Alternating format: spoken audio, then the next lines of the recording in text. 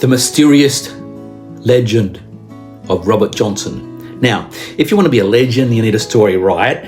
And oh boy, Robert Johnson's got one. Born in 1911 in Hazelhurst, Mississippi, Johnson wasn't always the guitar singer we know today. In fact, earlier on, people said he was, well, not so great. But then, like a flash of lightning, he disappears for a while and poof. When he comes back, he's got the skills that make even the best musicians drop their jaws. And that's when the legend was born, folks. Whispered that he made a deal with the devil at the Crossroads, trading his soul for supernatural guitar talent. Now, did it really happen? Who knows? But one thing for sure, his music was otherworldly. Johnson's playing wasn't just good, it was unreal. He wasn't just strumming chords, he was weaving stories, building tensions and making the guitar moan like a restless spirit. His voice, haunting. Hear the pain, the longing, the raw emotion in every note. Songs like Me and the Devil Blues and Hellhound on My Trail make you feel like he's running from something or maybe towards it. Robert Johnson's story is intertwined with the struggle and resilience of the an African-American experience in the early 20th century. Born into a sharecropper family in the Deep South, he lived in a world marked by racial segregation, poverty, and cultural resistance. The blues wasn't just music, it was survival. It gave voice to the voiceless. And Robert Johnson's voice stood out even in the crowded field. But how did he transform it from an aspiring musician to a blues legend? His early years were spent learning from local musicians like Son House and Willie Brown, who are really making a name for themselves in the Delta blues scene. These influences shaped Johnson's approach, but what set him apart was his relentless dedication to his craft. He would practice every day and night, refining his technique until it became something unique and deeply personal. When Johnson vanished for a short period, some say he travelled to different towns learning from the best blues players of the time. Others claim he spent time alone developing his own distinctive style. Whatever the case, when he returned, he played like no one had ever heard before. His technique was more intricate, his voice more commanding, and his compositions more haunting. And let's talk about his voice. Gritty, expressive, and filled with a world weariness beyond his years. Johnson's vocal delivery could make you feel the weight of every sorrow, every love lost, every moment of desperation. His phrasing and tone carried an intensity that made its listeners believe in the pain and passion behind every lyric. Despite his immense talent, Johnson lived the world of a wandering musician. He played in small juke joints, travelling from town to town with his guitar, often performing for little more than tips and food. His lifestyle was one of constant movement, always searching for the next opportunity, the next gig to share it, the next chance to share his music. His recordings made in makeshift studios between 1936 and 1937 remain some of the most influential in music history. Songs like Crossroads Blues, Sweet Home Chicago, and Love in Vain became the cornerstone of the blues, later adopted and reinterpreted by rock legends. These recordings captured Johnson at his peak, raw, powerful, and filled with a sense of urgency that would resonate for decades. And then at just 27 years old, he was gone. The circumstances of his death remain as mysterious as his life. Some say he was poisoned by a jealous husband. Others claim he fell victim to the harsh realities of his nomadic lifestyle. What is certain is that Johnson's death cemented his place in history forever, enshrining him in the famous 27 Club, alongside artists like Jimi Hendrix, Janis Joplin, and Kurt Cobain. Johnson's posthumous fame exploded in the 1960s when his recordings were rediscovered and embraced by a new generation of musicians. Suddenly, this bluesman who played for small crowds in the 1930s was an inspiring was inspiring rock legends. His influence stretched across genres, shaping not only blues and rock but also folk, country and beyond. Even today, Johnson's name carries an air of mystery. His songs continue to be covered, analysed and revered by musicians and scholars alike. His legacy lived on in every bending blues note, every slide guitar riff, every tale a musician pouring his soul into his craft. Whether or not he truly made a deal with the devil, one thing is undeniable: Robert Johnson's music changed the course of history. The Delta blues isn't just a genre, it's a way of life. It was born in the cotton fields, on front porches and in smoky juke joints. The Mississippi Delta in the early 1900s was a melting pot of African rhythms, spirituals, work songs and folk traditions. Out of the cauldron came the blues, raw and unfiltered. The Delta blues were deeply tied to the land itself.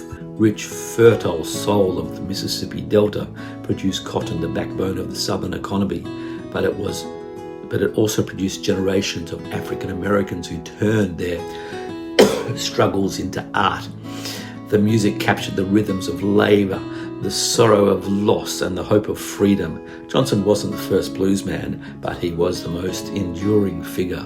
He followed in the footsteps of Charlie Patton, considered the father of the Delta blues, and Son House, whose emotionally charged performances profoundly influenced Johnson. Yet, while others stayed within the boundaries of traditional blues, Johnson's pushed them, blending complexity and innovation with timeless themes. The Delta blues had a structure different from other musical styles of the time. While jazz was based on complex chord progressions and big band arrangements, the blues relied on a simple 12-bar format, repetition and raw emotion. It was music for the working class, telling stories of hardship, survival and longing. The rise of the blues was deeply connected to the social conditions of African Americans in the South. Sharecropping, racial discrimination and economic struggle gave birth to a need for self-expression. The blues allowed black musicians to document their lives in a way that was personal yet universal. The lyrics often spoke of heartbreak and loss and perseverance, but underneath was a resilience that mirrored the struggles of an entire people. The juke joints, makeshift clubs in rural communities, became the epicenter for the Delta blues scene. These venues, often little more than wooden shacks with a dirt floor, where bluesmen like Johnson would perform late into the night. The music was raw, uninhibited and deeply personal, fueled by the passion of both the performers and the audience. One of the defining characteristics of the Delta blues was its use of the slide guitar. Blues musicians used everything from glass bottles to pocket knives to create the signature wailing sound that mimicked the human voice. This technique gave the blues a deeply expressive quality that would later influence rock guitarists like Robert Clapton, Duane Allman and Jack White. The theme of the blues reflected the harsh realities of life in the South, but also contained moments of joy and humour. While many blues songs were about love going wrong, others celebrated resilience, travelling the open road, or for the hope of better days.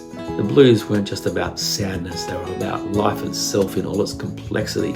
As the blues grew, its popularity, it began to spread beyond the Mississippi Delta. Musicians carried their songs to cities like Memphis, where Beale Street became a hub for the emerging genre. The migration of African Americans to the North became during the Great Migration in the 20th century, brought the blues to places like Chicago and Detroit, where it evolved into new electric styles that laid the foundation for rock and roll. The cultural impact of the Delta blues cannot be overstated. It influenced jazz, rock, soul, even country music. Artists like Elvis Presley, Bob Dylan and the Rolling Stones all credited the blues as their primary inspiration.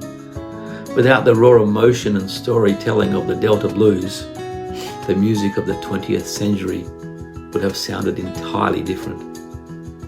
The Delta blues is more than just a chapter in music history. It's a living tradition that continues to inspire musicians to this day. From modern blues artists like Gary Clark Jr. to rock legends like Keith Richards, the spirit of the blues lives on. The Delta blues wasn't just the music of a time and place, it was a voice of a people, and that people still echoes today. Let's talk about the music itself. What made Robert Johnson's songs so special? First off, his guitar playing was revolutionary. He used a combination of finger-picking slide guitar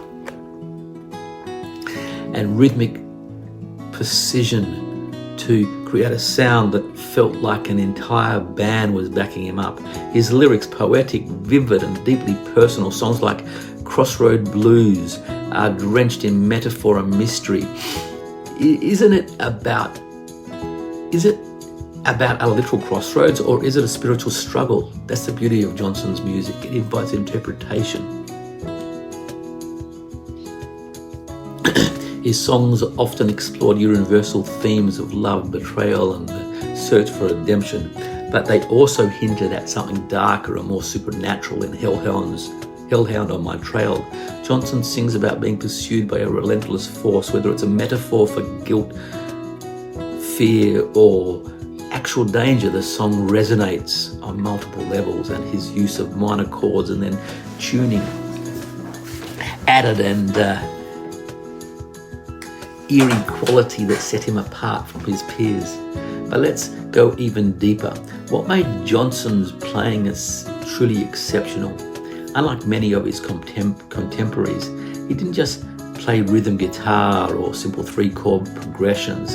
His compositions were layered with intricate picking, complex chord voicings, and dynamic shifts that gave each song its own distinctive personality.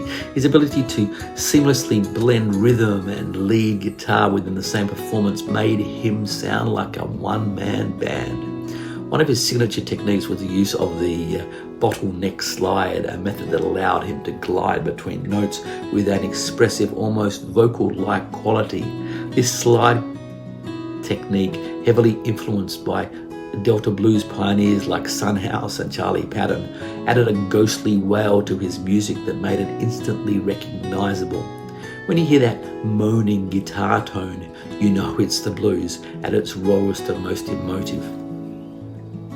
His playing wasn't just about technique, it was about feel. He could make his guitar cry, howl, and even whisper, evoking deep emotions with every note. Songs like Love in Vain showcase his ability to convey heartbreak with delicate phrasing, while tracks like Preaching Blues explore with energy, featuring rapid chord changes and aggressive picking that foreshadowed rock and roll. And then there's his voice.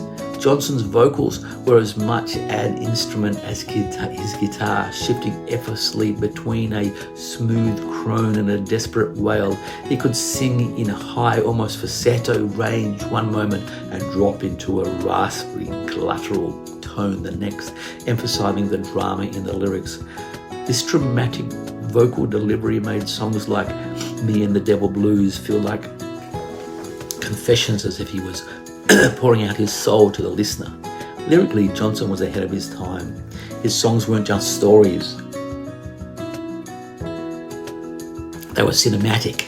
He painted vivid pictures of life, love, and loss, using poetic imagery that could be interpreted in multiple ways. In Stones in My Pathway, he described a road filled with obstacles, a metaphor for personal struggles and the racial and social barriers faced by African Americans in the early 20th century. Come in My Kitchen uses food and home as symbols of warmth and longing, making it one of the most intimate blues ballads ever created. What's fascinating and how much influence his songwriting had on rock music. Many of his songs followed a call and response pattern, a structure that later became a staple in blues-based rock and even soul music. His use of storytelling, metaphor, and personal confession laid the groundwork for the singer-songwriter tradition that would emerge in the 1960s and beyond.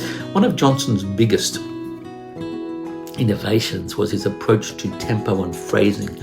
Unlike many early blues musicians who struck to rigid 12-bar structures, Johnson would speed up, slow down, and alter his timing to match the emotions of his lyrics. This gave his recordings a spontaneous, almost improvisational feel, something that later influenced jazz and rock musicians who valued freedom in their performance. Another key element of Johnson's genius was his ability to create tension and release within his songs. He often started with a subdued, almost hesitant introduction before launching into powerful strumming and intense vocal deliveries. This ebb and flow of drama that made his music compelling and unpredictable, but his impact didn't stop at the blues. His vocal voicings and melodic choices found their way into early rock and roll, surf music, and even folk revival songs of the 1950s and 60s. Artists like Bob Dylan and the Rolling Stones and Eric Clapton took his innovations and adapted them to their own musical identities. Even today, modern blues and rock artists still reference his work as a fundamental influence. It's also worth noting that Johnson's recordings made in 1936 and 37 captured a rawness that still resonates with listeners today. Unlike the polished studios productions of later generations, his music was recorded in makeshift studios with minimal equipment, giving it an unfiltered authenticity. That raw, stripped down quality is something that countless musicians have tried to replicate, from acoustic blues revivalists to garage rock bands. Johnson's ability to blend emotional depth with technical skill made him stand out among his peers. While many blues musicians of the time were great storytellers, few had the same level of instrumental mastery that he did. This combination of raw storytelling and virtuosic playing ensured that his music would transcend generations. His influence of guitars cannot be overstated. His licks and phrasing directly inspired blues rock icons like Keith Richards, Jimmy Page, Stevie Vaughan, Ray Vaughan. Even metal and hard rock musicians had cited Johnson as their influence, drawn to the dark, brooding intensity of his music. Ultimately, what made Robert Johnson's music so special was that it wasn't just about the blues. It was about human experience. His songs captured joy, sorrow, fear, longing, and resilience in a way that still feels relevant nearly a century later. His music remains timeless, not just because of his technique, but also because of the soul he poured into every note. To this day, Johnson's recordings continue to inspire musicians and listeners alike. Whether you hear them in the original form or in the countless covers and adaptations, the rock legends, the essence of Johnson's genius remains. He was more than a bluesman. He was a revolutionary whose music paved the way for modern rock, folk, and countless other genres. And that's why his legacy endures. Now, here's where things get really interesting. Johnson may have only recorded 29 songs, but those tracks became the foundation for the biggest rock acts of the 60s. I'm talking about the Rolling Stones, Led Zeppelin, Eric Clapton. They all studied his music like the holy text. Blues gave rock its rebellion. It wasn't just about love and heartache, it was about struggle, oppression, freedom, and survival. And when British rockers got hold of the blues records in the 50s and 60s, they didn't just copy them, they amplified them, literally. The blues influence on rock can be traced to its core elements. its structure, improvisation, and raw emotion intensity. The 12-bar blues progression, which was foundational to Robert Johnson's music, became the backbone of countless rock songs.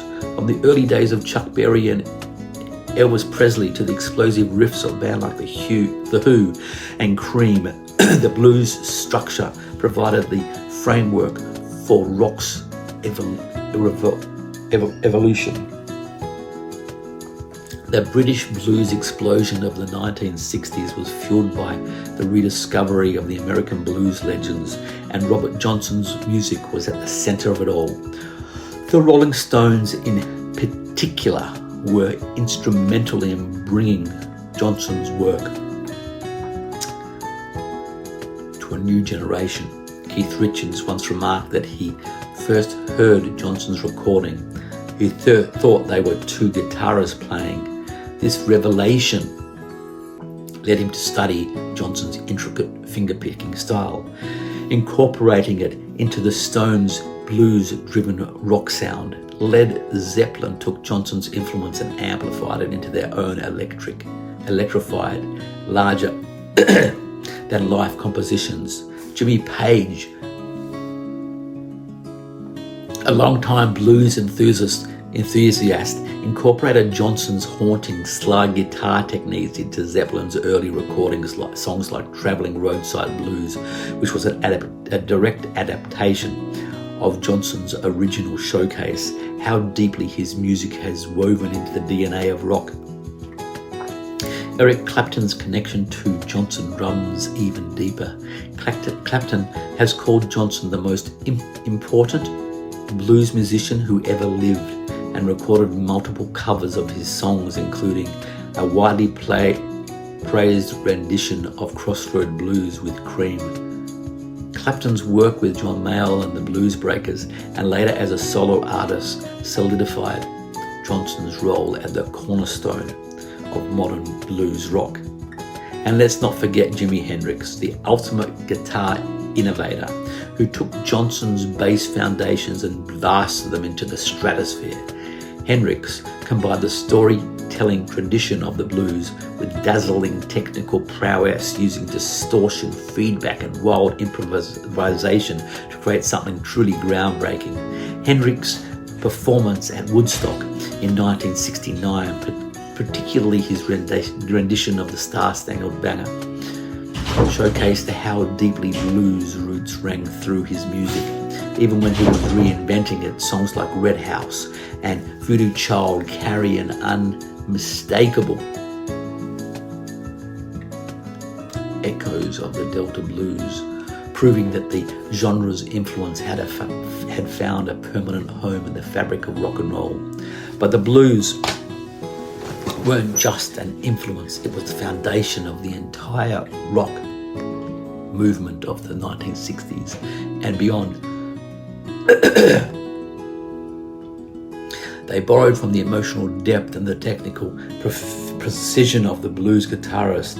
The call and response style, a key element of the blues music, became a staple in rock performances, as seen in the dynamic interplay between lead guitarists and vocalists in bands like The Doors and Fleetwood Mac. It wasn't just British invasion, folks. It wasn't just a British invasion, folks. Over in the States, you have bands like the Allman Brothers and ZZ Top taking the blues and giving it a southern rock twist. Meanwhile, Chicago blues pioneers like Muddy Waters and Howlin' Wolf were plugged in and electrifying the blues, paving the way for rock's biggest names. The Allman Brothers Band, deeply influenced by Johnson and his successors, blended the blues with improvisational jazz elements, creating extended jams that showcased the expressive nature of the blues-based rock.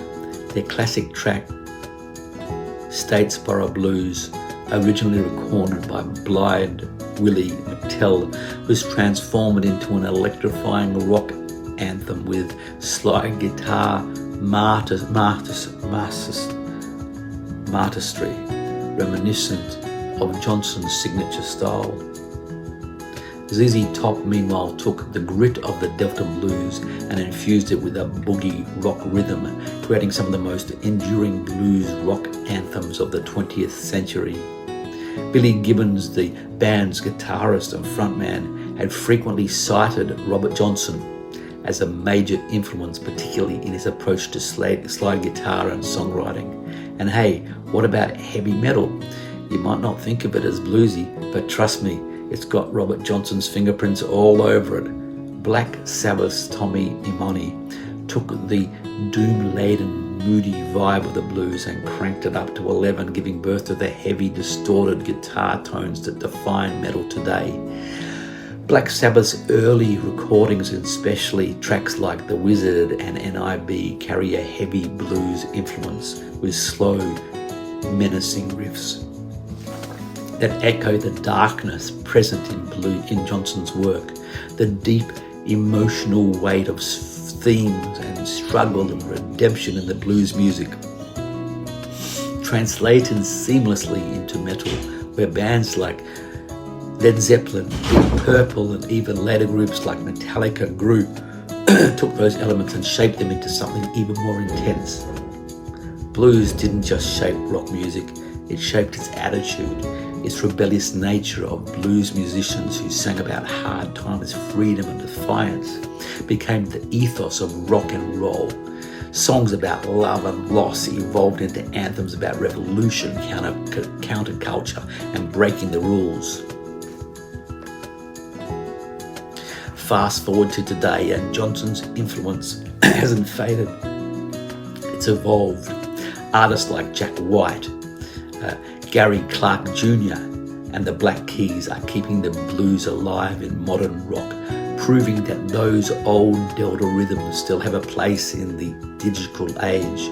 Jack White, with his raw, stripped-down blues-infused rock, has often spoken about Johnson's impact on his playing. The Black Keys, as a band known as blending guitar rock with blues traditions, have cited Johnson as an essential influence. Gary Clark Jr., one of today's most celebrated blues rock guitarists, continues to channel the spirit of Johnson's music into contemporary sounds. Even pop and hip hop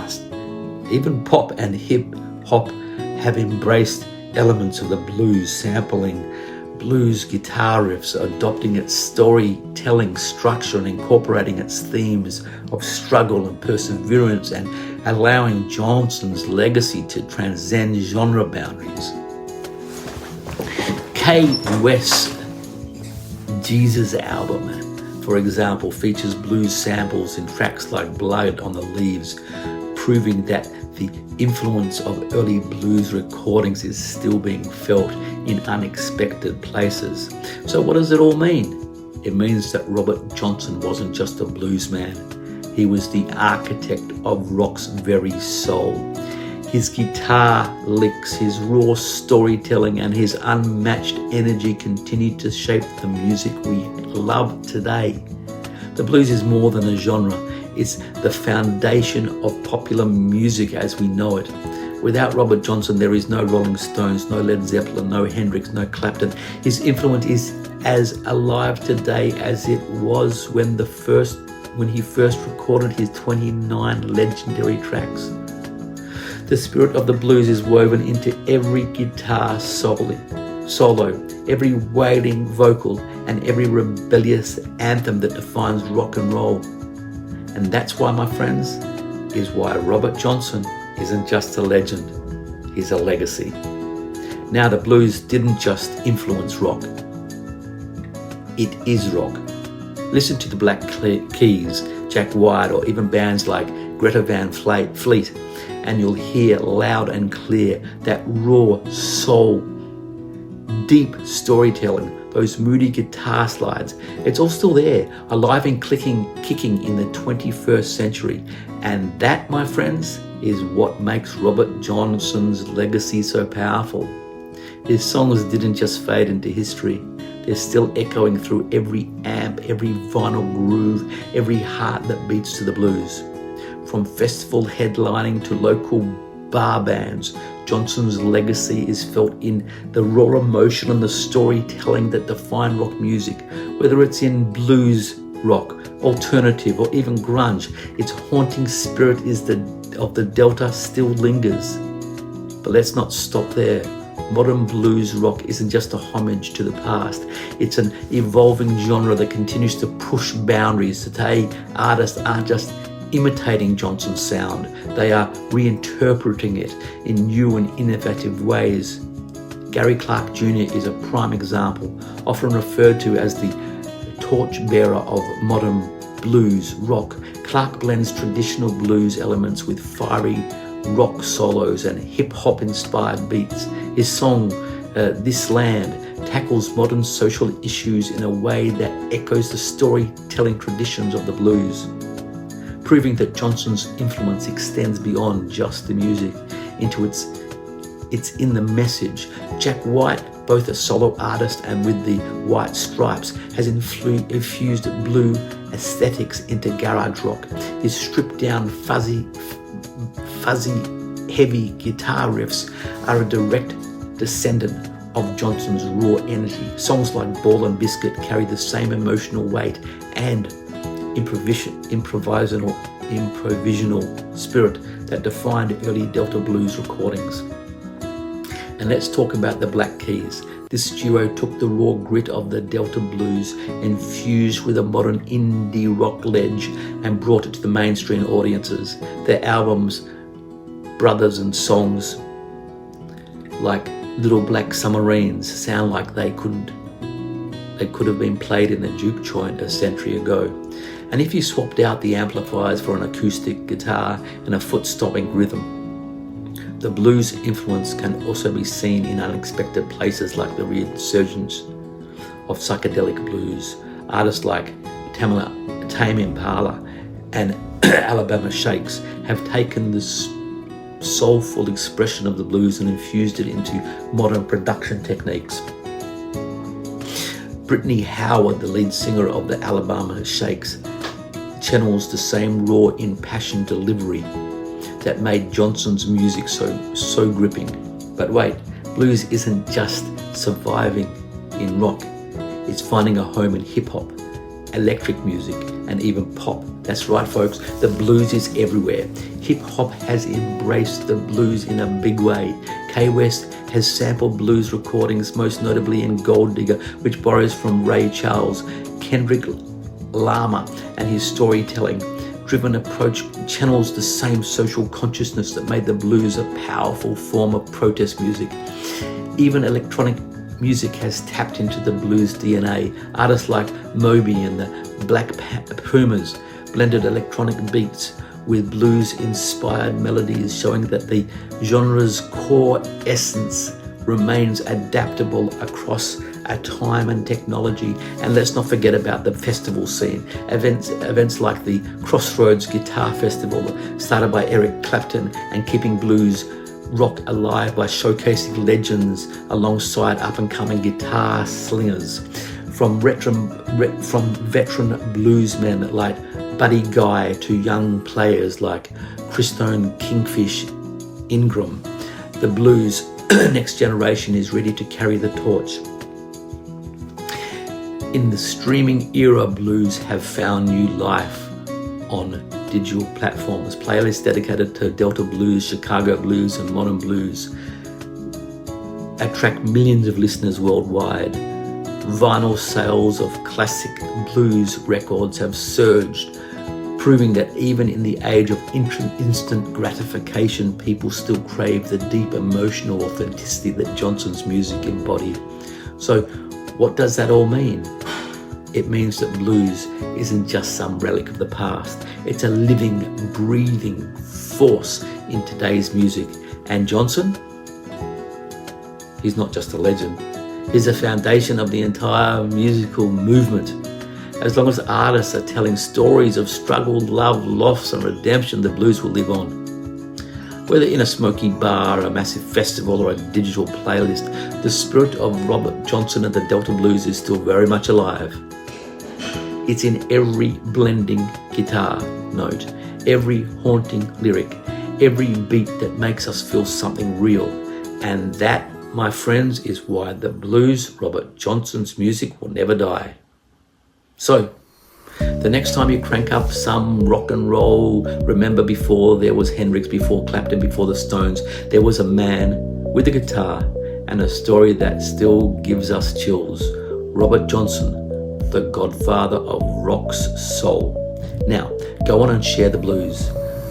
Because, my friends, music isn't meant to be passed down, just like a legend at the Crossroads. But before we go, let's take a moment to reflect on what makes Johnson's music eternal. His songs weren't just melodies. They were moments frozen in time, carrying the weight of human emotion. They captured the pain of loss, the fear of the unknown, the thrill of temptation, and the weight of redemption. And those themes, they never grow old. That's why musicians today, nearly a century later, still turn to his work for inspirational. Johnson's recordings may have been scratchy, limited by technology of the 1930s, but those limitations only added to their raw power.